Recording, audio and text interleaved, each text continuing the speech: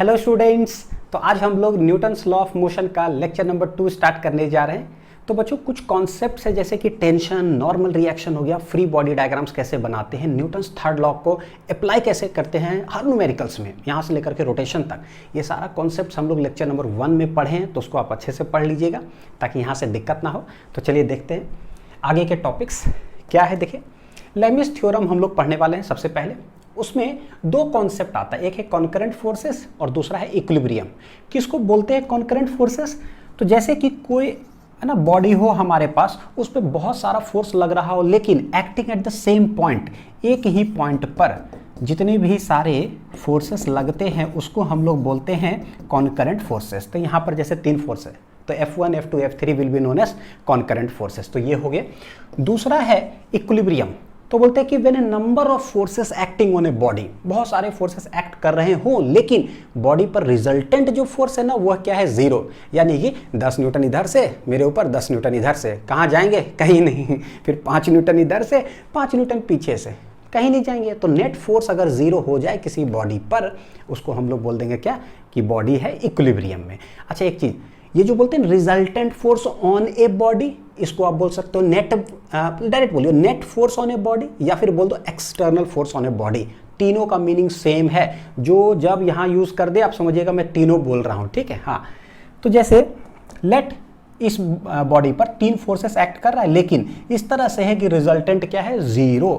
तो ऐसे लिख सकते हैं इसको, F रिजल्टेंट बोलो या F नेट बोलो या F एक्सटर्नल बोलो। अगर ऐसा हो जाए इफ, तो body will be said in equilibrium, ये यानी कहीं नहीं जाएगा। तो when a number of forces act on a body at the same point and the net force is 0 is said to be in equilibrium. जैसे net force यहाँ 0 है वैसा ही नेट टॉर्क इक्वल टू 0 हो जाएगा। कहाँ? रोटेशन में पढ़ेंगे, ठीक है। देखिए अब हम लोग देखते हैं लेमिस थ्योरम। क्या है लेमिस थ्योरम? तो एक एक कर करके समझते हैं। लेट कोई बॉडी हमारे पास है ना, पॉइंट मास है, वहां पर एक फोर्स, चलिए ऐसे बनाता हूं, एक फोर्स लग रहा है F1 इस साइड और एक फोर्स लग रहा है इस साइड F2। 2 फोर्स हो गया। अब सोचो अगर ये दोनों फोर्स ही सिर्फ लगे तो हमको पता चल रहा है कि अच्छा एक फोर्स इधर एक फोर्स इधर, रिजल्टेंट ये पार्टिकल चला जाएगा बीच में, कहीं जाएगा वेक्टर के अनुसार, पढ़ा हुआ है। तो जितना फोर्स से रिजल्टेंट उधर जाएगा, अगर उतने फोर्स से कोई पीछे ऑपोजिट डायरेक्शन में अगर लगा दे थर्ड फोर्स, तो ये बॉडी क्या चीज में हो जाएगा, इक्विलिब्रियम में। तो लेमिस एक थ्योरम है कि जब 3 कॉन्करेंट फोर्सेस एक बॉडी पर लगता हो और बॉडी जो है ना इक्विलिब्रियम में हो, तो सवाल को बनाते कैसे हैं, तो एक रिजल्ट के रूप में है। देखते हैं कि वो क्या है।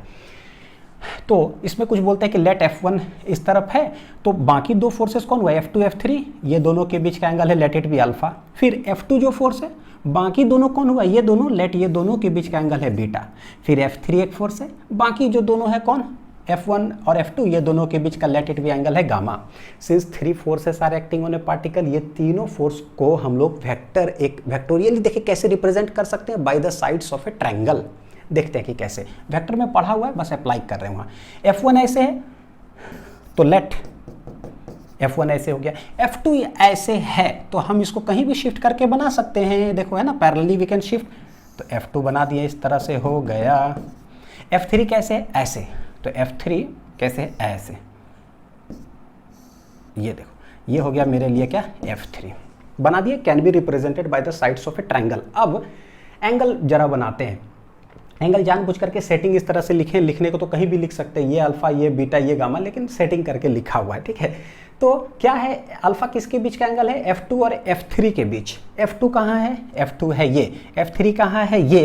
तो 2 वेक्टर्स है ना, वेक्टर के बीच में एंगल क्या ये वाला अल्फा होगा क्या, नहीं। कहाँ पर होगा, हम खींचते हैं, पहले प्रोड्यूस करो, खींचो। तो F2 को पहले खींच दीजिए इस साइड, F3 खींच दिए, इधर खींचा हुआ है तो दोनों टेल मिल गया। अब ये हो गया angle between F2 and F3। How to draw angles of vectors पढ़ा हुआ हम लोग का। अब बीटा किसके बीच का एंगल है, F1 और F3। F1 किधर है, इधर, F3 किधर है, इधर। तो खींच दीजिए, पहले उसको खींच दीजिए, टेल मिल गया, ये एंगल हो गया दोनों के बीच क्या चीज, बीटा। नेक्स्ट गामा किसके बीच है, F1 और F2। F1 किधर है, खींच दीजिए इसको, पूरा F1 को खींच दीजिए। अच्छा F2 किधर, इधर, ये एंगल हो गया क्या चीज, गामा। एक रिजल्ट हम लोग यहाँ पर डिराइव कर रहे हैं। अब हो गया ऐसा, इस ट्रायंगल के अंदर अगर अंदर हम चले जाएं तो देखेंगे क्या कि ये एक स्ट्रेट लाइन है, अगर ये अल्फा है तो ये वाला कितना होगा 180 माइनस अल्फा, तो हम लोग उसको लिख देते हैं 180 को पाई माइनस अल्फा। फिर ये है बीटा, तो पूरा ये वाला क्या है एक स्ट्रेट लाइन, तो ये बीटा तो ये हो जाएगा 180 माइनस बीटा, यानी कि इसको क्या बोल देंगे पाई माइनस बीटा। ये देखो ये गामा, तो ये हो जाएगा कितना पाई माइनस गामा। अब क्या है ट्रिग्नोमेट्री का ना एक रूल होता है, साइन रूल उसको बोलते हैं। क्या है वो रूल जरा देख लेते हैं एक बार। ट्रिग्नोमेट्री में साइन और कोसाइन रूल, साइन रूल यहाँ देख रहे हैं, कोसाइन रूल मैंने वेक्टर्स के डीपीपी में डेली प्रैक्टिस प्रॉब्लम जो था उसमें कराया था, एनसीईआरटी के अंदर जो क्वेश्चन भी था ना उसको, तो वहाँ पर पूरा प्रूफ भी बता दिए थे डीपीपी में। देखते हैं साइन रूल या साइन लॉ क्या है।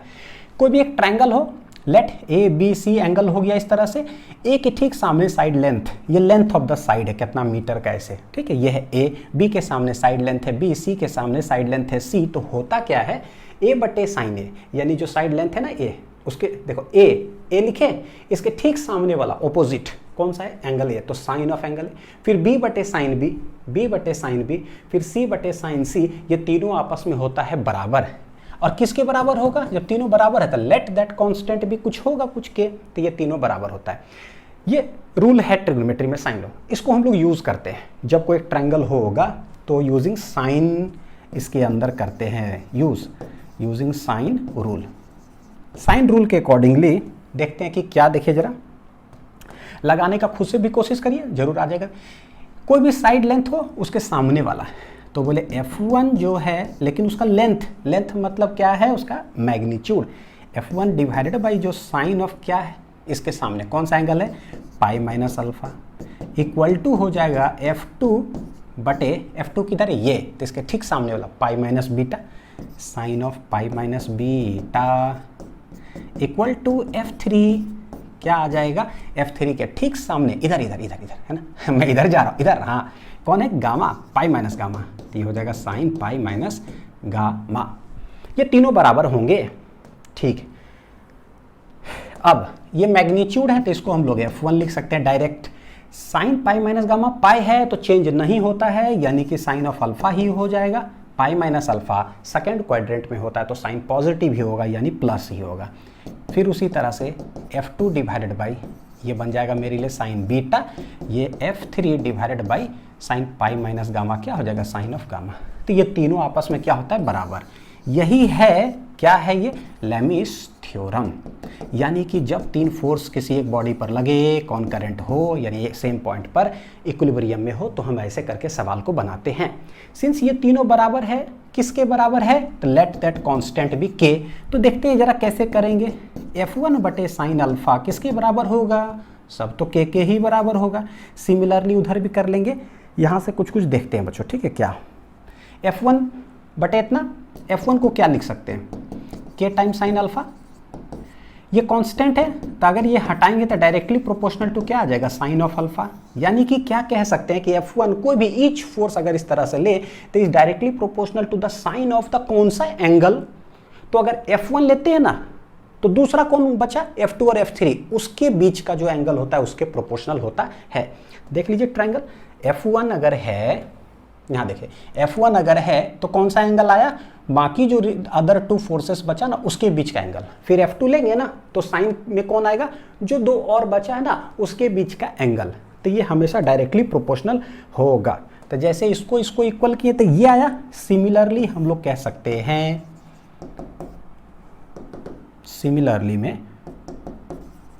सिमिलरली क्या आ जाएगा, F2 will be directly proportional to sine of beta और F3 जो हो जाएगा will be directly proportional to sine of gamma. मैं ना न्यूमेरिकल बना करके बताता हूँ कि कैसे सवाल को बनाया जाता है। यही है लेमिस थ्योरम। तो कभी आए लिखने के लिए तो लिख सकते हैं what is Lami's theorem. It states that three forces acting on a particle keep it in equilibrium, ये पॉइंट टू बी नोटेड है, तभी कुछ करेंगे। Then each force is proportional to the sine of the angle between the other two forces, बाकी जो other two forces हुआ उस। देखिए क्वेश्चन बनाने की कोशिश करते हैं। क्या है question, find the angle the rope makes with vertical in equilibrium. इस तरह से एक सेटअप बना हुआ है, एक पॉइंट ओ, यहाँ से क्या है, एक देखो बस ऐसे करके डायग्राम बना हुआ है। एक स्ट्रिंग है, वर्टिकल से ये थीटा एंगल बना रहा है, यहाँ से क्या है भाई 4 किलोग्राम वेट का एक मास 4 किलोग्राम वेट मास नहीं होता है, 4 किलोग्राम मास है, सस्पेंडेड है, 4 किलोग्राम वेट लिखा हुआ है। Point to be noted, lecture 1 में ही हमने पढ़ा ये किलोग्राम वेट क्या होता है, इसलिए यूनिट्स पढ़ना बड़ी जरूरी है क्योंकि न्यूमेरिकल्स के अंदर आता है। तो देखिए जरा क्या है, 4 किलोग्राम वेट जो है ये 4 वेट है यानी कि जी यानी 9.8 से मल्टीप्लाई करेंगे तो ये न्यूटन में कन्वर्ट हो जाएगा। जी 10 है तो 10 से मल्टीप्लाई कर दिए, चला गया न्यूटन में, यानी कि 40 न्यूटन जो है ना वेट सस्पेंडेड है यहाँ पर, यानी कि 4 किलोग्राम का यहाँ मास है तो उसका mg एक्ट कर रहा है इधर, तो एक तो फोर्स यही हो गया, फोर्स हो गया। ये 30 न्यूटन इधर, एक फोर्स इधर हो गया। ये स्ट्रिंग है, जैसा ही स्ट्रिंग अगर है तो सवाल को तुरंत देखेंगे कि स्ट्रिंग के अंदर क्या कह रहा है। अगर कहे मासलेस और फ्रिक्शनलेस बोले तो ठीक है, अगर मैसिव या फ्रिक्शन ऐसा कुछ बोले तो भी ठीक है, कुछ नहीं बोले तो क्या, कुछ बोला है इसके बारे में स्ट्रिंग कैसा है, नहीं। तो जब नहीं बोलेगा तो हमेशा हम लोग मानेंगे क्या कि ये मासलेस है और फ्रिक्शनलेस है, ताकि दोनों पॉइंट के बीच क्या होगा, टेंशन सेम। हमेशा टेंशन कैसे होता है, कॉन्टैक्ट पॉइंट से अवे डायरेक्टेड, तो इधर हो जाएगा। फिर ये कॉन्टैक्ट पॉइंट है यहाँ से अवे डायरेक्टेड, कैसा फोर्स होता है, नेचर इसका इलेक्ट्रोमैग्नेटिक फोर्स। हाँ ये चीज़ें सब लेक्चर 1 में पढ़े बच्चों, ये सब जो मैं बोल रहा हूँ, ठीक है। तो देखो 3 फोर्स है, टी 30 न्यूटन, 40 न्यूटन इधर हो गया। ये 3 फोर्सेस इस तरह से एक्ट कर रहा है कि बॉडी इज इन इक्विलिब्रियम। तो पूछता है कि ये एंगल बताओ कि क्या होगा। ठीक, सबसे पहले हम क्या करेंगे, एंगल निकालेंगे। देखो ये थीटा है तो वर्टिकल हमने बनाया, तो ये भी कितना हो जाएगा थीटा। वर्टिकल लाइन ऐसे खींचिए तो ये ट्रांसवर्सल हो गया, अल्टरनेट। ये 90 डिग्री दिख रहा है, ये 90 डिग्री दिख रहा है, ये कितना हो जाएगा, तो टोटल ये लाइन पर देखो 180 है, तो ये आ रहा 180 माइनस कितना थीटा। हमको 3 फोर्स से मतलब है, एक इधर है। इस साइड 40 न्यूटन, इस साइड 30 न्यूटन, इस साइड है टेंशन टी, इस पॉइंट पर एक्ट कर रहा है यानी इस मास पर एक्ट कर रहा है। ये दोनों के बीच का एंगल कितना आया है, देख लो 90 प्लस थीटा। ये कितना है 180 माइनस थीटा, ये कितना है, ये है 90 डिग्री। तो यूजिंग लैमिस थ्योरम, तो ये मेथड नंबर हमारा 1 होगा बनाने का। मेथड 2 भी आप लोग को बताऊंगा, ठीक है। मेथड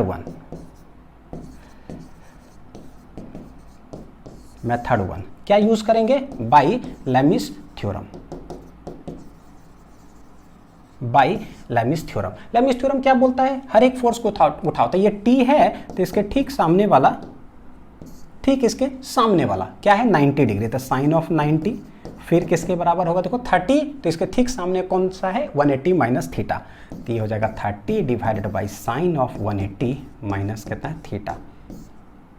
नेक्स्ट ये 40, तो इसके ऑपोजिट में कौन है, साइन हो जाएगा कौन सा है 90 प्लस ऑफ थीटा। तो ये तीनों आपस में क्या होंगे, बराबर। तो सवाल देखो बनाते कैसे हैं बच्चों, वो देखते हैं हम लोग जरा। तीनों जब बराबर है तो किसी किसी के भी इक्वल कर दो जो हमको निकालना हो। साइन 90 देख रहे हो 1 है, तो एक बार इसको इसके साथ इक्वल कर देते हैं, एक बार इसको इसके साथ इक्वल कर देते हैं और बनाने का कोशिश करते हैं। थीटा हमको निकालना है, ये याद रखिएगा। तो टी डिवाइड बाई साइन 90 होगा 1, 30 बटे साइन 180 माइनस थीटा क्या हो जाएगा, साइन ऑफ थीटा। ट्रिग्मेट्री का है, 180 है तो चेंज नहीं होगा, सेकेंड क्वाड्रेंट है तो प्लस, एक ये हो गया। दूसरा इसको इसके साथ इक्वल करेंगे तो फिर से टी बटे इतना equal to 40 divided by sine 90 plus theta. 90 है चेंज हो जाएगा तो साइन है बन गया कॉस में, 90 plus theta second quadrant, second में साइन पॉजिटिव। और आलू समोसा टिक्की चाट वाला, हाँ तो समोसा पॉजिटिव तो पॉजिटिव है, ठीक। तो ये आ गया। अब दोनों को इक्वल करते हैं, देखिए टी साइन थीटा यहाँ से आ रहा है 30, यहाँ से टी कॉस थीटा कितना आ रहा है 40। तो मेरे पास 2 इक्वेशन आ गए। तो इतना सॉल्व करने के बाद ये एकदम सिंपल वाला स्टेप आ गया। यहाँ से बहुत आसान होता है करना, बहुत बार इस तरह का अब तक हम लोग देख चुके ऑलरेडी।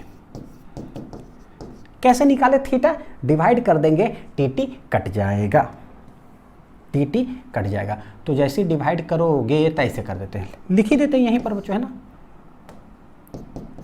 1 डिवाइडेड बाई क्या कर दिए हैं 2, तो टी साइन थीटा इतना इतना, ये गया, ये आ गया 3/4, टी गया, साइन बटे कॉस हो जाएगा tan थीटा 3/4।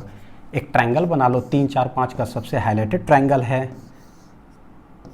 देखिए जरा 37, 53 याद होगा, 3 के सामने 3, तो 3 के सामने 3, 4, तो हाइपोटेनियस कितना 5। देखिए जरा tan थीटा 3/4 किस में आता है, तो थीटा के सामने परपेंडिकुलर, ये हो जाएगा क्या, बेस 3/4, यानी कि समझ में आ रहा है थीटा बराबर कितना डिग्री, 37 डिग्री, ये हो गया।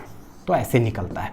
अच्छा दूसरा एक और चीज़ देखो, अगर बोलता टेंशन निकालें इन द स्ट्रिंग तो स्क्वायरिंग एडिंग करते हैं हमेशा, ताकि sine square theta plus cos square theta हो जाता 1, और उस तरह से निकालते हैं। एक तो ये मेथड हुआ। दूसरा मेथड देखिए जरा क्या है, कोई जरूरी नहीं है कि हम ना सवाल को लेमिस थ्योरम से ही बनाएंगे, आसान वाला भी मेथड होता है, एकदम सिंपल सा। यही सवाल देखिए, यही टी इधर है, वर्टिकल से ऐसे थीटा, इधर 30 इधर 40, कुछ मत करिए, सिर्फ क्या है एक्स एक्सिस और वाई एक्सिस में जैसे वेक्टर्स बनाते हैं ना, उसको रिजॉल्व कर दिए, वेक्टर मेथड। तो क्या करें, तो देखो इधर टी है, ये हो जाएगा इधर टी कॉस थीटा, इस साइड इसको रिजॉल्व कर देंगे टी साइन ऑफ थीटा। तो ये हॉरिजॉन्टली, ये vertical, since body is in equilibrium, equilibrium में बॉडी होता है तो मतलब कि इधर भी 10 इधर भी 10, ऊपर 5 तो नीचे भी 5, कहीं बॉडी नहीं जा रहा है, सब बराबर बराबर कर दीजिए। T sine theta equal to हो जाएगा 30, T cos theta equal to हो जाएगा बच्चों कितना, 40। देख रहे हैं यहाँ पर डायरेक्ट आ गया, हॉरिजॉन्टल वर्टिकल सब इक्वल कर दिए, तो बस 1/2 कर लीजिए डिवाइड। जैसे ही डिवाइड करेंगे साइन बटे कॉस, ये आ जाएगा 3/4 थीटा। जो अभी आ गया वो तो देख ही चुके हैं ना, तरीका समझ में आना चाहिए। अच्छा इसको डायरेक्ट कर सकते हैं, तो जहाँ पर जो सिंप्लीफाई हो जाएगा हम वहाँ पर वैसे सॉल्व कर लेंगे, ठीक है। Next, find the tension in the string O A and O B. O A एक स्ट्रिंग है, ओ बी एक स्ट्रिंग है, दोनों में हमको टेंशन निकालना है। तो याद है क्या सीखे हैं हम लोग, कि जब तक स्ट्रिंग सेम हो, नहीं कुछ सवाल में बोल रहा है तो मासलेस और फ्रिक्शनलेस है, तो टेंशन दो कॉन्टैक्ट पॉइंट के बीच में टेंशन क्या होगा, सेम। लेकिन अलग रस्सी हो गया, अलग कॉन्टैक्ट पॉइंट उसमें हो गया तो अलग टेंशन। ये देखिए यहाँ पर 1 किलोग्राम वेट सस्पेंडेड है, मतलब क्या हो गया इसका, तो 1 इंटू जी कितना है 10, तो 1 इंटू 10 यानी कि इधर 10 न्यूटन है, यानी 1 kg का मास यहाँ सस्पेंडेड है, वेट उस पर लग रहा है। तो ये तो mg हो गया, वेट हो गया। ये एक स्ट्रिंग है, तो यहाँ कॉन्टैक्ट पॉइंट से अवे डायरेक्टेड, कॉन्टैक्ट पॉइंट से अवे डायरेक्टेड। फिर यहाँ से देखिए अलग है, अब देखो ये अलग अलग स्ट्रिंग है, तो लेट इट भी T1 T1 है, तो इसमें T2, यहाँ पर भी क्या होगा T2। हम फ्री बॉडी डायग्राम जब बनाते हैं तो हमको पता है कि जो मास है फ्री बॉडी डायग्राम, उसको बाहर करिए और उस पर क्या क्या फोर्स एक्ट हो रहा है वो, तो इस पर एक ग्रेविटी इधर, इस पर एक वो खींच रहा है ये, इस पर एक वो ये खींच रहा है, तो ये सब डायग्राम हमारा बन जाएगा फ्री बॉडी डायग्राम में। T2 इस साइड, T1 इस साइड इसको खींच रहा है, ग्रेविटी इधर खींच रहा है, कितना न्यूटन से, 10 न्यूटन से। हमको ये और ये एंगल से मतलब है, खटाक से लगा देंगे Lami's theorem, since body is in equilibrium. ठीक, यहाँ पर एंगल निकालते हैं, देखिए ये 30, ये 60, 60 30 90, तो ये वाला कितना हो जाएगा, तीनों 180 डिग्री है, तो ये वाला 90 डिग्री हो गया। जरा से कैसे हॉरिजॉन्टली खींचते हैं, ये 30, तो ये वाला भी बच्चों कितना आ जाएगा 30, देखो ये है 60, तो ये वाला भी क्या आ जाएगा 60, पैरेलल लाइंस काटा अल्टरनेट इंटीरियर से। अच्छा ये कितना है 90, ये कितना है 90, जरा सा पूरा एंगल लिखने की कोशिश करते हैं, इसके और इसके बीच 9 6 15 यानी कि 150 डिग्री, फिर इसके और इसके बीच 9 3 12 यानी कि 120 डिग्री, ये वाला कितना है 90 डिग्री। हो गया, आराम से निकाल करके बताइए टेंशन T1 T2 क्या आ रहा है, तुरंत बन जाना चाहिए। कैसे लिखेंगे, T1 बटे उसके सामने वाला, T1 कर दिए तो साइन 150 हो गया, T2 उसके सामने वाला, तो T2 डिवाइडेड बाई आ गया साइन कितना 120 डिग्री, फिर 10 डिवाइडेड बाई इसके सामने वाला कितना है साइन ऑफ 90, तो किसी किसी के भी इक्वल कर देंगे तो आते चला जाएगा। तो T1 निकालना है, T2 यहाँ पर दोनों वैल्यूज पता है, तो ये दोनों को इक्वल कर दिए, एक बार ये दोनों को इक्वल कर देते हैं, तो देखिए क्या आएगा T1 divided by sign 150 degree, trigonometry बच्चों, शॉर्ट ट्रिक, साइन 150 किसका भाई बहन, ये 30 का है ना, 3 5 15, तो साइन 30, साइन 30 हो गया कितना 1/2, पढ़ा दिए। अब हम ट्रिक लगा सकते हैं, शॉर्ट ट्रिक, ठीक है। हाँ, T2 डिवाइड बाय साइन 120 किसका भाई बहन है भाई, 6 दूनी 12 60 का, गोल का ट्रिक याद करिए जो पता है। तो ये हो गया साइन कितना 60, साइन 60 हो जाएगा √3/2। सेकेंड क्वाड्रेंट है ना, साइन पॉजिटिव होता है, बड़ा बढ़िया, सबका आंसर पॉजिटिव ही आएगा अगर सेकेंड क्वाड्रेंट के अंदर सब एंगल है तो। ये 10 साइन 90 कितना होता है 1, इक्वल करते हैं तो देखो T1 कितना आ जाएगा, T1 इसके इक्वल करेंगे तो T1 आ जाएगा हाफ टाइम्स 10, तो ये हो गया 2 5 या 10 यानी कि 5 न्यूटन। उसी तरह से T2 अगर देखें इसको इक्वल करेंगे तो √3/2 इंटू कितना आ जाएगा 10, काटेंगे तो 2 5 जाए, ये हो गया बच्चों कितना 5√3 न्यूटन, ये हो गया आंसर। तो कहीं यही आसान हो जाता है, कहीं हॉरिजॉन्टल वर्टिकल कर दिए, तो जो इच्छा करे आप वैसे सवाल को बना लीजिए, आज़ादी है आपके पास। ठीक है, नेक्स्ट देखते हैं, व्हाट इज मोमेंटम।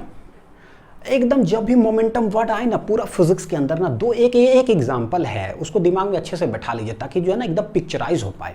एक साइकिल पूरा स्पीड में आ रहा है, एक 18 या 20 चक्का वाला जो है ना ट्रक आ रहा है पूरा स्पीड से, बताइए चोट किससे ज़्यादा लगेगा डायरेक्ट। तो एक साइकिल पूरा स्पीड से, ट्रक पूरा स्पीड से आ रहा है, चोट किससे ज़्यादा लगेगा?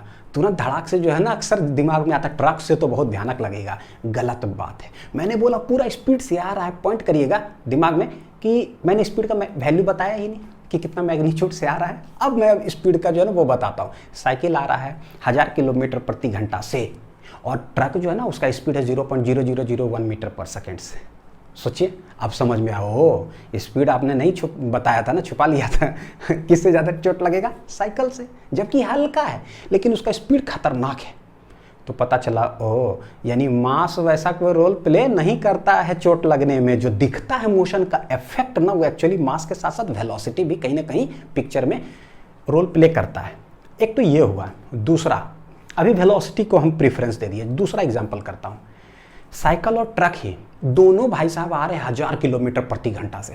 अब साइकिल 1000 किलोमीटर प्रति घंटा से, भाई ट्रक 20 चक्का वाला जो हैवी होता है वो भी 1000 किलोमीटर प्रति घंटा से। अरे यार, अगर ट्रक मार दिया होता है स्पीड से तो हम बचेंगे? नहीं बचेंगे, लेकिन साइकिल मारा तो हो सकता है बच जाए।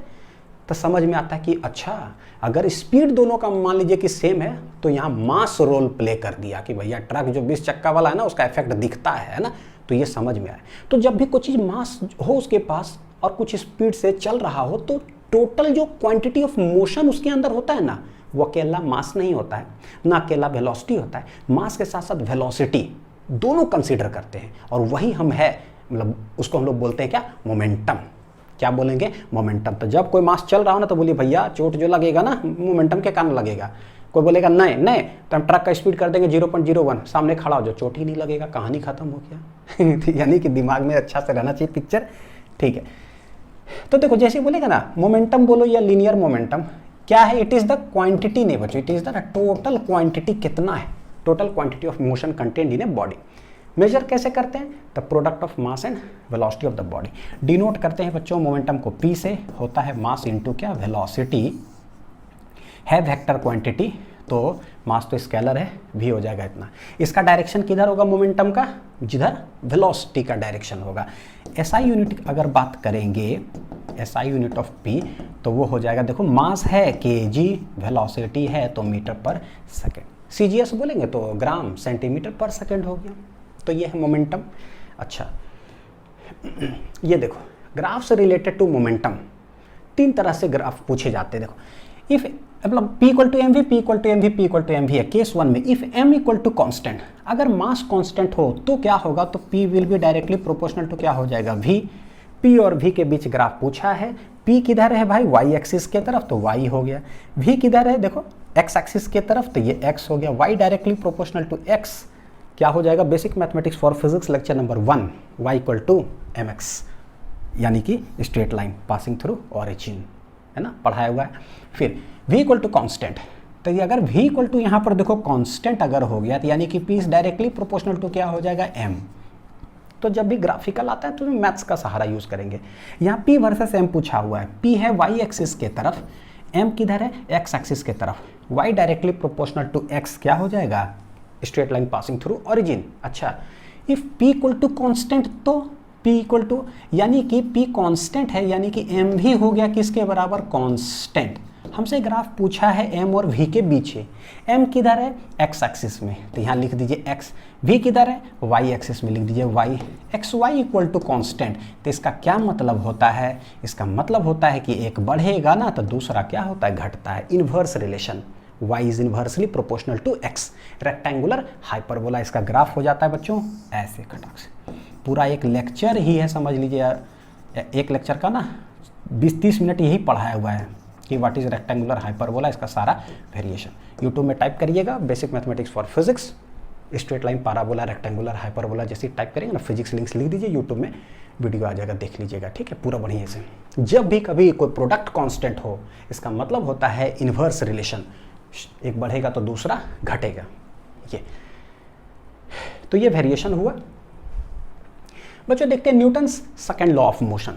फर्स्ट लॉ हमने पढ़ा, थर्ड लॉ का आइडिया लिया है कुछ कुछ लेक्चर 1 में, और भी आगे मतलब आगे आने वाला है lecture Newton's third law of, कि कैसे और न्यूमेरिकल्स में अप्लाई करते हैं, ठीक है। न्यूटन सेकंड लॉ क्या है? तो न्यूटन सेकंड लॉ जो है ना, ऐसा समझ लो कि लेट कोई मास हमारे पास है, m जो है ना कांस्टेंट है। भाई ये वेरिएबल भी हो सकता है, बताऊंगा अभी रॉकेट प्रोपल्सन का कुछ उदाहरण ऐसे। मास क्या है? कांस्टेंट है, रेस्ट में है। रेस्ट का मतलब इनिशियली इतना। लेट इस पर जो टोटल फोर्स लगा, जब भी बोलूंगा टोटल फोर्स या resultant force, net force, external force, तो कितना फोर्स होगा? इधर इधर इधर इधर इधर बहुत सारा फोर्स मिला के लेट जो हुआ, तो उसको बोलते हैं नेट फोर्स जो हुआ। लेट इस पर लगा, अगर ये नेट फोर्स मान लो आपने पूरा कैलकुलेट कर लिया, आया 5 I कैप, तो यानी नेट फोर्स आया किधर है? एक्स एक्सिस के तरफ। तो ये बॉडी जो है ना एक्सेलरेट भी किधर करेगा? एक्स एक्सिस के तरफ। यानी कि इसका, अच्छा पहले मोमेंटम की बात करते हैं, उसके बाद बताता हूँ एक्सेलरेट क्या है बच्चों, पहले तो अंदर है ना।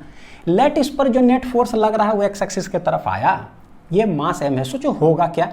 जैसे ही फोर्स मारेगा इसको धक्का, रेस्ट में था, इसका क्या होगा? कुछ ना कुछ वेलोसिटी गेन कर लेगा, यानी ये मास अब कुछ वेलोसिटी गेन कर लिया। यानी हम कह सकते हैं कि बॉडी मोशन में आ गया, मोशन में आ गया, सही है।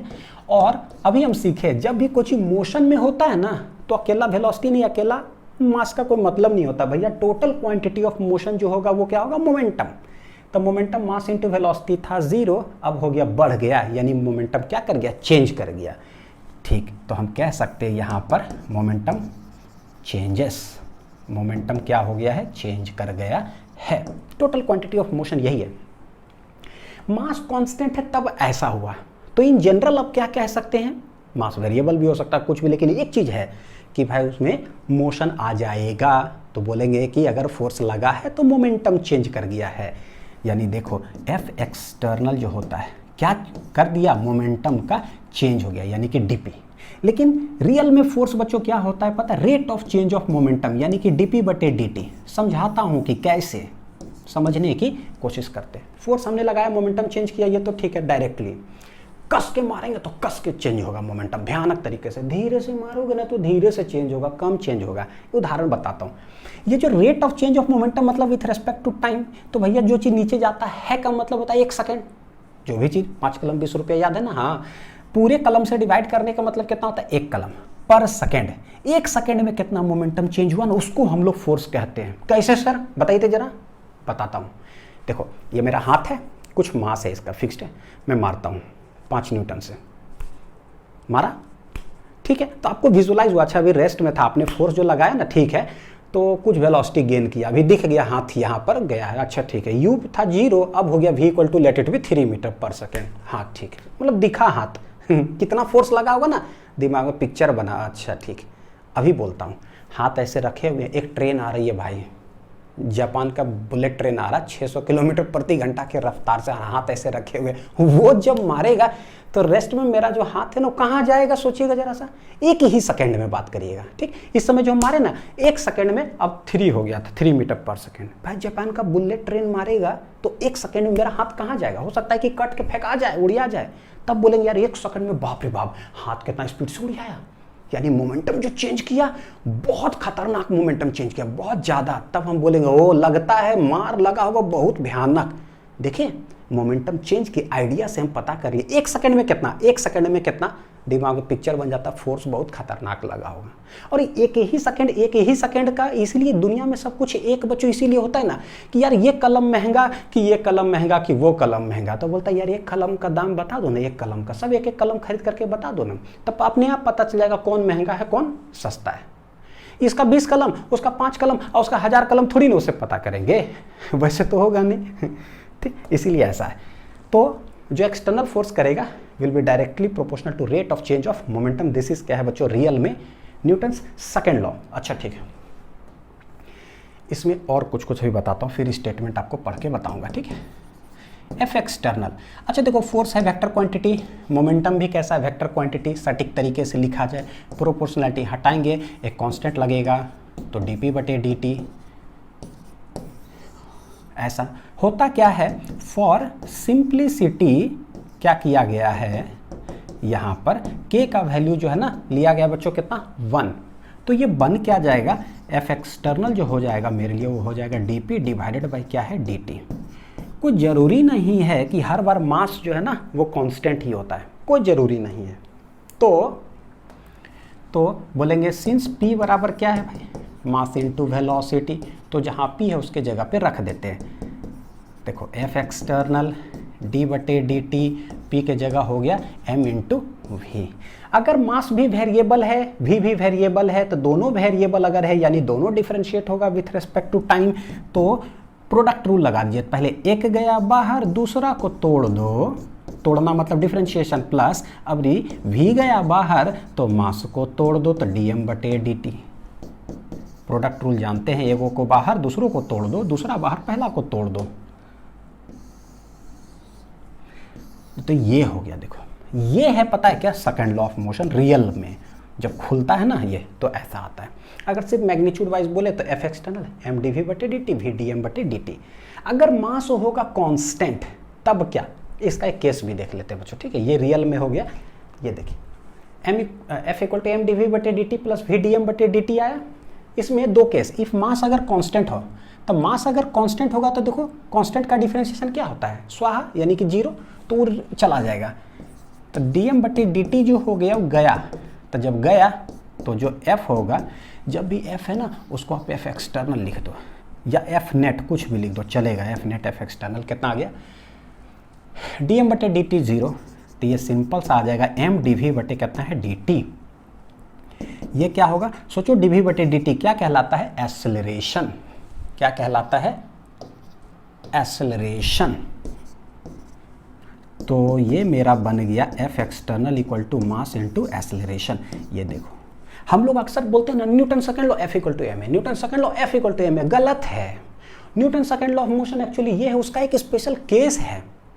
उसका क्या है, एक स्पेशल केस है कि अगर मास कांस्टेंट होगा ना तभी जाकर के एफ इक्वल टू क्या हो जाता है, एम ए। यहाँ पर जो एफ एक्सटर्नल, वो भी एफ एक्सटर्नल जो है ना वो क्या है कि भाई किसी बॉडी पर ना टोटल कितना फोर्स लग रहा है ना वो बताओ, वो इज इक्वल टू क्या होता है, मास इनटू एक्सेलरेशन। ये टोटल कैलकुलेट करने के बाद कुछ आई कैप आ सकता है, कुछ जे कैप आ सकता है, आई कैप प्लस जे कैप आ सकता है, भाई 3 आई कैप 4 जे कैप 5 के कैप कुछ भी आ सकता है, ये कुछ भी आ सकता है, तो वो देख लीजिए। अच्छा इधर अगर मास वेरिएबल है, मास क्या है बच्चों, वेरिएबल, तब क्या करते हैं, देखो तब हम इसको यूज़ करेंगे। किसको यूज़ करेंगे, इतना कि किस रेट से जो है ना मास हमारा चेंज हो रहा है।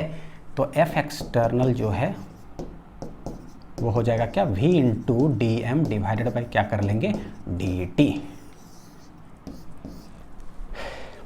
ठीक है, किस रेट से मास चेंज हो रहा हो, तो कांस्टेंट है तो क्या f इक्वल टू एम है, नहीं कांस्टेंट है तो उधर v डी एम बटे डी टी। देखते हैं जरा इसका एक्सप्रेशन, और ये जो भी है क्या है, देखो the rate of change of momentum of a body is directly proportional to external force, F external directly proportional to dp बटे dt applied on the body and the change takes place in the direction of the applied force. Net force अगर आया है आई cap कुछ, इसका मतलब body accelerate करेगा। किधर accelerate बोलता हूँ ना तो समझ लीजिए मास कांस्टेंट बच्चों, क्योंकि जनरली जो है ना मास कांस्टेंट वाला ही रहता है, बस एक आधो केस है जिसमें वेरिएबल ऐसे है। तो जिस साइड फोर्स लगा ना, अब पहले कैलकुलेट कर लो क्या फोर्स आया, एक्सटर्नल आई कैप के तरफ आया, ठीक, तो बॉडी जो है ना एक्सेलरेट करेगा या उसका मोमेंटम भी चेंज करेगा आई कैप के तरफ। यही इसका मतलब हुआ कि चेंज जो होगा मोमेंटम में takes place in the direction of the applied force. अच्छा ये देखो, इफ द और दूसरे तरीका में, if the unbalanced external force बोलो या नेट फोर्स बोलो acts on the body accelerates. अगर एक्सटर्नल फोर्स, ये पॉइंट टू बी नोटेड, अगर अनबैलेंस्ड एक्सटर्नल फोर्स होगा ना बॉडी एक्सेलरेट कर जाएगा। ये बैलेंस्ड फोर्स क्या होता है पता है, मैं मास हूँ 5 न्यूटन इधर 5 न्यूटन इधर, मैं किधर गया कहीं नहीं, तो this is known as balanced force, balance हो गया भाई। अनबैलेंस्ड, एक हाथ खींचा इधर से 10 न्यूटन, एक हाथ खींचा इधर से 2 न्यूटन, हम चले गए इधर, उड़िया जाएंगे कितना से, 8 न्यूटन से, 10 इधर 2 इधर 8 से, तो दैट इज अनबैलेंस्ड। अनबैलेंस्ड अगर लगा एक्सटर्नल तो बॉडी उड़ियाई, this is also known as क्या, Newton second law. The direction of acceleration will be same as the direction of the net force. ये हुआ एकदम क्लैरिटी से बच्चों। कैसा है? क्लैरिटी से, हर एक चीज ना इंक्लूडेड है। ये देखिए important points of Newton second law. कभी कभी ऐसा आता है कि बताओ न्यूटन सेकंड लॉ ना के अंदर न्यूटन फर्स्ट लॉ है, कैसे प्रूव करो या बताओ कि कैसे। तो बोलते हैं Newton second law is consistent with the Newton first law. तो if m equal to constant, generally हम m कॉन्स्टेंट के बारे में ही बात करते हैं। चले, अगर m कॉन्स्टेंट है तो हम जानते हैं कि f एक्सटर्नल क्या हो जाता है? मास इंटू एक्सेलरेशन हो जाता है। पता है? अब पता है। हाँ, क्या बोलता है Newton first law? Newton first law बोला था कि एक बॉडी अगर चल रहा है ना तो चलते ही रहेगा उतने से, एक बॉडी अगर सोया हुआ है ना तो सोया ही रहेगा, उठ करके पढ़ेगा नहीं सुबह 4 बजे। ठीक है, ये है न्यूटन फर्स्ट लॉ। कब तक? जब तक कि पापा से डांट ना पड़े या जब तक कि कोई एग्जाम ना हो, एक्सटर्नल कोई डर प्रेशर अगर जब तक नहीं होगा तब तक वो नहीं करेगा। ठीक है, देखते हैं जरा, उसको प्रूफ करने की कोशिश करते हैं। यानी कि एक्सटर्नल फोर्स हटा देते हैं कि अगर एक्सटर्नल, पापा भी नहीं डांट रहे हैं, एक्सटर्नली कोई परीक्षा भी नहीं है भैया, अगर कुछ नए है तब तो बॉडी सोया ही रहेगा 4 बजे तक। 4 बजे नहीं तक वो 8 बजे तक सोया हुआ रहेगा। प्रूफ करो कैसे? तो बोलेंगे सिंस ये 0, इसका मतलब ये भी स्वाहा, मास तो स्वाहा हो नहीं सकता है। इट मीन्स एक्सेलरेशन इज स्वाहा, और एक्सेलरेशन स्वाहा का 2 मतलब होता है, या तो बॉडी एट रेस्ट है, बॉडी क्या है? एट रेस्ट, या बॉडी जो है जैसे एक्सेलरेशन 0, तो इसका मतलब v minus U change in velocity divided by time taken equal to 0। t उधर 0 हो गया, v will be equal to क्या हो गया? u। v will be equal to क्या है? u। यानी कि जितना इनिशियली से चल रहा था ना उतना ही से फाइनली भी चलते रहेगा। सोया हुआ था ना सुबह 3 साढ़े 3 बजे, भाई वो 7 बजे तक भी क्या रहेगा? सोया ही रहेगा, जब तक कि पापा डांटेंगे नहीं, एफ एक्सटर्नल या कोई परीक्षा ना हो, कोई डर ना हो। तो दिस इज क्या है? ये जो आया है, what is this? This is Newton's first law. Newton's कैसा लॉ है बच्चों? First law. तो ये प्रूफ होता है। आगे चल करके न्यूटन्स थर्ड लॉ का जो मैथमेटिकल लिखूंगा ना तो उसमें फिर से आएगा कि न्यूटन्स सेकंड लॉ के अंदर न्यूटन्स थर्ड लॉ भी है, प्रूफ करो कैसे। फिर यहीं से चालू करेंगे, ठीक है, उसको ही बताऊंगा। देखो, Newton second law of motion is a vector law. Vector law, बिल्कुल वेक्टर लॉ है भाई, हम जानते हैं। तो कभी भी कुछ मैक्सिमम हम लोग कहाँ से करें? If M equal to constant बच्चों, ठीक है। तो ऐसे भी हम लोग जानते हैं कि न्यूटन सेकंड लॉ जो है वो है क्या? dp बटे dt। dp बटे dt, m अगर कांस्टेंट है तो ये लिखा जाएगा क्या? m इंटू ए। अब देखो, जैसे ये वेक्टर लॉ है तो पता है कि एक तो कंपोनेंट फॉर्म में हम लिख सकते हैं, एक्सटर्नल जो भी कैलकुलेट होकर के आया है वो कुछ भी आ सकता है, 2i कैप, या फिर सिर्फ j कैप में, या फिर i कैप j कैप, या तीनों में हो। इन जनरल बोलते हैं कि लेट ये कैलकुलेट करके आया है किधर? F x I cap, F Y J cap, F Z के कैप। इस पे सवाल बनते हैं, याद रखिएगा, ठीक है। एम एक्सेलरेशन भी किधर? Let A X I cap. In general जो है अभी पहले ये लिख लेते हैं, फिर उसका एक रिजल्ट देखेंगे, ठीक है। ऐसे तो दोनों बीच में इक्वल लगा हुआ है तो आई कैप कोएफिशिएंट इक्वल कर देते हैं। तो इधर है एफ एक्स, उधर आई कैप का है एम ए एक्स हो गया। अच्छा, सिमिलरली ये एम ए वाई हो जाएगा, देख लीजिए, और एफ जेड जो है वो एम ए जेड हो गया, नहीं F Z M A Z. समझाता हूँ, पहले लिख लेता हूँ इसको क्या है। देखिए, एक्सेलरेशन इन एक्स डायरेक्शन आ क्या रहा है बच्चों? फोर्स कितना लगेगा divided by mass. Acceleration x direction में होगा तो फोर्स कौन सा लेना है? एक्स डायरेक्शन वाला फोर्स। तो हो सकता है कि फोर्स एक्स में भी लग रहा हो, वाई में भी। ये नहीं होता है कि तिरछा फोर्स लग रहा तो उसका एक कंपोनेंट एक्स तरफ आया, एक कंपोनेंट वाई के तरफ आ गया, ठीक है। तो भैया एक्स तरफ अगर बॉडी जा रहा है तो कौन सा फोर्स लेंगे? X component of the force लेंगे, क्योंकि भैया इट से वेक्टर लॉ है ये। तो एक्स वाला तो एक्स वाला ही, देखो वाई से हमको कोई मतलब नहीं होगा, ठीक। यहाँ पर एक्सेलरेशन इन वाई डायरेक्शन, तो फोर्स जो है वाई डायरेक्शन वाला रेस्पॉन्सिबल होगा। What is force? Mass acceleration, acceleration force बटे मास। हाँ, ये देखिए ए जेड जो हो जाएगा वो हो जाएगा एफ जेड डिवाइडेड बाई क्या है? मास, ठीक है।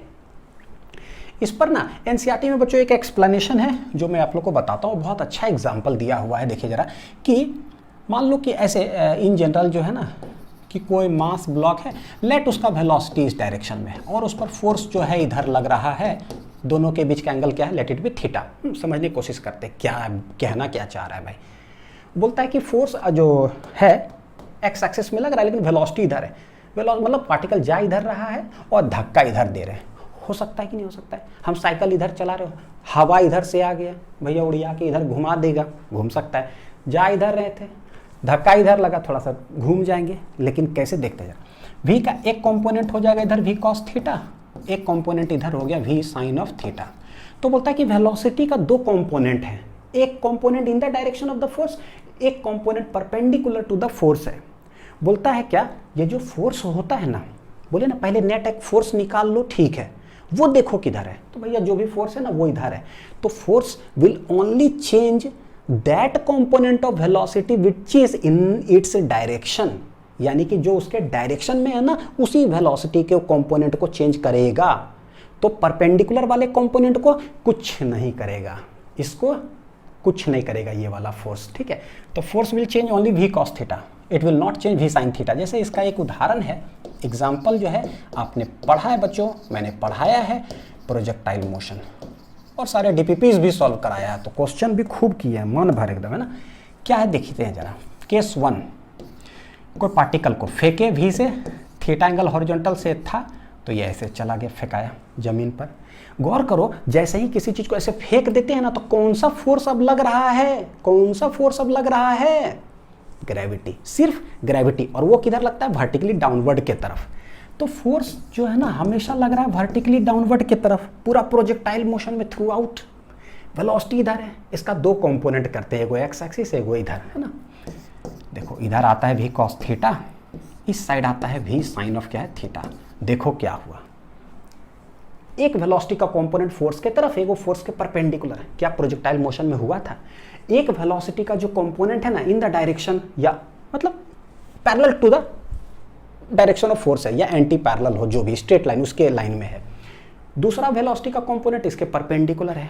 तो गौर करो, ये वाला जो होता था ना, since perpendicular to the force है भाई, तो ये कांस्टेंट हो जाता था, ये कभी चेंज नहीं होता था। फोर्स किसको चेंज किया था, v sin थीटा को चेंज किया था। किसको चेंज किया था, v sin थीटा, यानी ऊपर वाला जो कंपोनेंट है यही प्रोजेक्टाइल को ऊपर लेके जा रहा था। ग्रेविटी खींच खींच करके भाई साहब को नीचे गिरा देते हैं। इसीलिए ये वाला जो वेलोसिटी है घटते फिर से कहाँ से, जमीन पे आ जाता है। तो this changes only, Fg changes only कौन सा, v sin थीटा कंपोनेंट। तो ये चीज़ जो है यही बच्चों एनसीईआरटी में एक्सप्लेन्ड है, इस पर याद रखिएगा। किसी भी दिन किसी भी वक्त सवाल पूछा जा सकता है थियोरेटिकली, तो समझंती विद्या थोड़ा स्ट्रांग होना चाहिए। हाँ, नेक्स्ट देखते हैं। Newton second law of motion is applicable to a single point particle, यानी कि Newton second law of motion जब हम बोलते हैं ना, F external equal to mass into ऐसा, कब है, जब भी मैं ये लिखता हूँ तो डिफॉल्ट मान लीजिएगा किसके लिए, मास कांस्टेंट की बात कर रहे हैं, सिंगल पॉइंट पार्टिकल। यानी जब भी हम लोग ऐसे लिखेंगे ना, तो ये पॉइंट मास हम ट्रीट करेंगे, कैसा क्या ट्रीट करेंगे बच्चों, यस सर, पॉइंट मास। इस पर क्या लगा और ये पॉइंट मास किधर उड़ी आया, ऐसे। अच्छा, आप बोल रहे हो पॉइंट मास, सर आप तो इतना बड़ा ब्लॉक बना देते हो यार, अब बोलते हो मास m है, इतना बड़ा ब्लॉक में पॉइंट मास होता है? नहीं, अगर ये 1 kg का है, लेट 1 ग्राम का अगर देखें तो 1000 ग्राम हो गया, यानी इसके अंदर कितना पार्टिकल हो गया। उदाहरण के तौर पे ग्राम देखें तो 1000 ग्राम, तो इसमें तो 1000 पॉइंट हो गया। तो इसको कैसे ट्रीट करते हैं, तो देखिए रिजिड बॉडी रोटेशन चैप्टर जो है उसके अंदर जब बोलते हैं system of particles, rigid body जो है तो उसमें तो करोड़ों पार्टिकल्स होता है। तो भाई करते क्या है, तो इसीलिए रोटेशन पढ़ने पहले सेंटर ऑफ मास पढ़ते हैं कि रिजिड बॉडी जब आता है इतना सारा पार्टिकल्स को हटा कर करके सेंटर ऑफ मास पहले पढ़ते हैं और बोलते हैं कि let the total mass 1 kg is concentrated at its centre. तो यानी कि ना फिर इसको हम लोग क्या किए, 1 kg मास मान लिए, कैसा, पॉइंट मास मान लिए, और उसके बाद हम करते हैं F एक्सटर्नल लगाएं, तो भाई कितना एक्सेलरेट किया है, इसको क्या माने, सेंटर ऑफ मास। तो फोर्स लगा किस पर, सेंटर ऑफ मास पे, एक्सेलरेशन किसका होगा, सेंटर ऑफ मास का। तो यानी कि पॉइंट मास है तो ये लाइन सही है। रिजिड बॉडी आ गया करोड़ों पार्टिकल से, उसको उठा के पॉइंट मास बना लो, पॉइंट मास क्या हो जाएगा, सेंटर ऑफ मास। अब फिर से वही चीज लगा दो, force equal to mass into acceleration. तो ये है बच्चों, देखते हैं जरा, ठीक। सवाल क्या है, एक ब्लॉक है 2 kg का, 50 न्यूटन लग रहा है 37 डिग्री पर ऐसे, बोलता कि the acceleration of the block, find the acceleration of the block, surface is smooth, force exerted by the ground on the block, ground block पर कितना फोर्स लगाएगा। जब भी बहुत बड़ा ब्लॉक ये सब दिखता है, न्यूटन सेकंड लॉ लगाने के लिए उसको उठा के पॉइंट मास मान लेते हैं, ठीक। और फ्री बॉडी डायग्राम में भी बताए थे कि पॉइंट मास मानते हैं। मान लिए पॉइंट मास कितना केजी, 2 केजी का है। फोर्स जो इस पे लग रहा है वो लग रहा है ऐसे, तो पता है फोर्स को हम करते क्या है, प्रोड्यूस करते हैं हमेशा, ठीक है। खींचो और क्वाड्रेंट देखो कि 4 क्वाड्रेंट में ना किधर वो स्ट्रेच होकर के जा रहा है। तो ये है 37 डिग्री, कितना डिग्री दे के रखा है, 37, खींच दो, खींचे तो ये भी कितना हो गया 37, 50 न्यूटन का है। तो एक तो इसका रिजॉल्विंग हमको समझ में आ रहा है कि इधर हो जाएगा 50 cos 37 और इस साइड हो जाएगा 50 sin of 37, हो गया, ठीक है। फोर्स का रिजॉल्विंग तो ऐसे। और क्या क्या है हमको पता है कि कोई भी सरफेस जब दो इंटरेक्ट करता है तो एक दूसरे पर क्या interaction force, electromagnetic force, normal reaction. लेकिन वो कैसे है, ये दोनों के बीच ग्राउंड उसको मारेगा ऊपर, वो मारेगा किधर, नीचे। दिस इज ये ऐसा है। और इसका mg जो है वो भी एक्ट करेगा। तो 2 × 10 वो कितना न्यूटन हो जा रहा है, देखिए 20 न्यूटन। जी नहीं दिया ना तो अपने आप से उसको 10 ले लिया करिए हमेशा, 20 न्यूटन। तो ये सारे चीज़ें जब फ्री बॉडी डायग्राम बनाते हैं कौन सा नॉर्मल रिएक्शन लिखेंगे, उसके साथ जो अटैच है ना एक्सटर्नल, तो इसका एक्सटर्नल कौन हो गया, ग्राउंड इसको क्या कर रहा है, इसका ग्राउंड उसको इलेक्ट्रोमैग्नेटिक फोर्स, रिपल्सन, ऐसे धक्का देगा। यानी कि नॉर्मल रिएक्शन इस पे किधर लग रहा है बच्चों, ऊपर की ओर। इसका mg किधर लगेगा, नीचे की ओर, जो कि कितना है 20 न्यूटन। ये हो गया पूरा। अब हम इसको बनाने की कोशिश करते हैं। सर क्या कर रहे हो, कर क्या रहे हो यार, पूरा होच पोच कर दिए। निकालना है कि एक्सेलरेशन ऑफ द ब्लॉक। तो बच्चों ये ब्लॉक चलेगा किधर, फोर्स इधर लग रहा है, सरफेस तो ये है ना, तो चलेगा तो इस साइड ही, तो एक्सेलरेशन तो इधर हुआ। अगर एक्सेलरेशन इधर है तो हमको नेट फोर्स निकालना किस डायरेक्शन में है, इसी डायरेक्शन में निकालना है। तो बहुत सारे तरफ लग रहा है, लेकिन भैया इस तरफ कौन सा फोर्स है, सिर्फ और सिर्फ एक, वो कौन है 50 sin 37। यानी कि बोलेंगे एक्सेलरेशन अगर इधर है तो हमको सिर्फ इसी तरफ का फोर्स लेना पड़ेगा एक्स डायरेक्शन में, और वो कितना है 50 sin of 37। तो देखो एक्सेलरेशन इन एक्स डायरेक्शन बच्चों क्या हो जाएगा, फोर्स इतना डिवाइड बाई m। अभी बताए थे ना एक्स वाला लेना है। 50 sin 37 कितना होता है 3/5। अब तो प्रैक्टिस हो गया होगा। 37, 3 के सामने 3, 4, 5, sin 37 3/5 काट दीजिए, 5 × 50, तो ये आ गया कितना, ओह ये तो लिख ही नहीं रहे, ऊपर 30, नीचे मास कितना है 2 kg। कितना है बच्चों 2 kg। तो ये आ जाएगा कितना, काट ही देते हैं, चलो काट दे, 2 × 5 = 10, तो ये आ जाएगा 5 × 15 मीटर पर सेकेंड स्क्वायर। ठीक है, तो ये हो गया acceleration of the body in x direction, इधर जो भी आया। अच्छा ये है, अब हमसे पूछता कि force exerted by the ground on the block, ground block पर कितना फोर्स एक्सर्ट करेगा, वो क्या होगा N। अब एक चीज याद रखिएगा, जो इलेक्ट्रोमैग्नेटिक फोर्स होता है ना N, ये N बोलो या टेंशन बोलो या स्प्रिंग फोर्स, ये सब बच्चों बढ़ भी सकता है घट भी सकता है। लेकिन ये जो ग्रेविटी mg है ना, एक बार फिक्स हो गया कितना 2 kg है ना, तो बस फिक्स है 20 न्यूटन। ये बढ़ता घटता नहीं है, ये बढ़ भी सकता है और घट भी सकता है। कैसे, इलेक्ट्रोमैग्नेट तो चार्ज है ना, तो 2 चार्ज मान लो कांटेक्ट में आए, ठीक है, इतना दूरी पर है, तो इतना दूरी पर है, दोनों plus plus, repulsive force in nature है, कितना रिपल्सन करेगा पता है, थोड़ा और सटा दो और ज़्यादा हो जाएगा रिपल्सन फोर्स, और सटा दो भैया और ज़्यादा हो जाएगा। यानी ये नॉर्मल रिएक्शन क्या है, ये 2 kg रखा हुआ है ना, ठीक है रहने दो, जरा उस पर जो है ना बच्चों कस के दबाओ 2 kg को। आपको पता है ये जो उंगली है ना, ये उंगली कितना ग्राम का होगा यार, कुछ ग्राम इसका होगा। वेइंग मशीन पे चले जाओ दुकान में, ठीक, डिजिटल वाला जो होता है उसके ऊपर ना उंगली ऐसे रखो, कुछ ग्राम ऐसे दिखाएगा डिजिटल वाला, ठीक है, जहाँ चीनी आलू ये सब जो भी रखता है ना डिजिटल पे, देखियो आप उसको दबाओ, कस के दबाते जाओगे ना, वेट बढ़ते जाएगा, दिखाएगा कितना केजी। जरा सोचो बच्चों, आप करके देखो, दुकान में जो अगल बगल दुकान है जाओ वहाँ पर एक्सपेरिमेंट करके देखना, ऐसे दबाओगे ना कस के 2 kg 3 kg 4 kg 5 kg तक हो जाएगा। आप दबाते जाओ कस के, वो होते चला जाए, बढ़ते चला जाता है। जरा सोचो यार, इस उंगली का 5 kg वजन है नहीं, तो दिखा कैसे रहा है 5 kg, हाँ यही बात है जो लिफ्ट वाले प्रॉब्लम है, और इसको डिटेल से एक्सप्लेन करूंगा।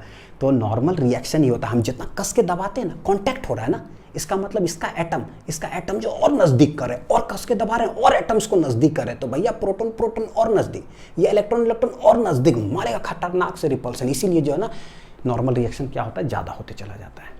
और नॉर्मल रिएक्शन जो एक्चुअली है ना, वो एक्चुअली समझिए दिखाता है वेइंग मशीन पर, ना कि mg। तो ये हो गया। तो हमको नॉर्मल रिएक्शन लगाना है, तो वर्टिकल में एक मोशन ये कर रहा है क्या, नहीं कर रहा है। तो कैसे करते हैं, ये अभी तो एक्स एक्सिस में था तो हमने निकाल लिया। ऊपर लग रहा है n, नीचे लग रहा है 50 cos 37, mg कितना है 20 न्यूटन। तो टोटल वर्टिकल में हम क्या कर देंगे, बैलेंस कर देंगे, उससे हमको n पता चल जाता है। तो यहाँ करके दिखाता हूँ आप लोग को। देखिए हाउ टू फाइंड n। ऊपर है n, नीचे है mg जो कि कितना है 20, और नीचे ही लग रहा है 50 cos कितना है बच्चों 37 टोटल। तो n will be equal to, देखो ये क्या है कि टोटल कितना ऊपर लगा, टोटल कितना नीचे लगा, ये हम बैलेंस कर रहे हैं। लेकिन ये सब एक्शन रिएक्शन पेयर्स नहीं है, क्योंकि ये mg ग्रेविटेशनल है, ये कैसा इलेक्ट्रोमैग्नेटिक है। ये कौन है, ये तो कोई एक्सटर्नल कोई फोर्स लग रहा है, दबाया जा रहा है ऐसे करके। तो सब अलग अलग है, लेकिन ऊपर नीचे इक्विलिब्रियम में है, तो अपवर्ड और टोटल डाउनवर्ड फोर्स को इक्वल कर देंगे। तो टोटल ऊपर टोटल नीचे, टोटल नीचे हो गया 20 प्लस 50 cos कितना हो जाएगा 37, 20 प्लस 50 cos 37 बच्चों 4/5 उसी ट्रायंगल से, ठीक है। 5 है 50, 20 प्लस 40 कितना आ जाएगा 60 न्यूटन। ये हो गया normal reaction. This is the force exerted bye earth on the block, 60 Newton. ठीक है, नेक्स्ट देखते हैं जरा ये सवाल। एक ब्लॉक M है, F कोई फोर्स लग रहा है, खींच रहा है थीटा एंगल पर हॉरिजॉन्टल से, पूछता है कि find the acceleration of the block. Surfaces are smooth है, force exerted by the ground on the block. ठीक है, तो रिजॉल्व करने की कोशिश करते। देखो इसका एक कंपोनेंट इधर आ जाएगा F cos थीटा, इसका एक कंपोनेंट आ जाएगा F sin ऑफ थीटा। ये दोनों के बीच में एक इस पर नॉर्मल रिएक्शन, एक इस पे नॉर्मल रिएक्शन नीचे की ओर, mg नीचे की ओर लगेगा। सारा कुछ बना दिए। ये ब्लॉक चलेगा किधर, फोर्स इस साइड खींचा जा रहा है। देखो एक फोर्स हॉरिजॉन्टल में इस साइड फोर्स लग रहा है, तो नेक्स्ट एक्सटर्नल फोर्स हॉरिजॉन्टल में, ग्राउंड ना पैरेलल इधर, तो ब्लॉक जाएगा किधर, इधर ही जाएगा। यानी एक्सेलरेशन किधर होने वाला है, इस साइड एक्स एक्सिस में। तो हमको पता चल गया कि एक्सेलरेशन अगर x में है तो फोर्स हम x वाला ही निकालेंगे। को कितना है फोर्स x में टोटल लग रहा है बच्चों, F cos थीटा, यानी F cos theta divided by क्या हो गया m। ये force exerted by the ground on the block, जब भी बोलेगा ग्राउंड ब्लॉक पर कितना लगा रहा है, वो है कौन, नॉर्मल रिएक्शन, ये वाला n।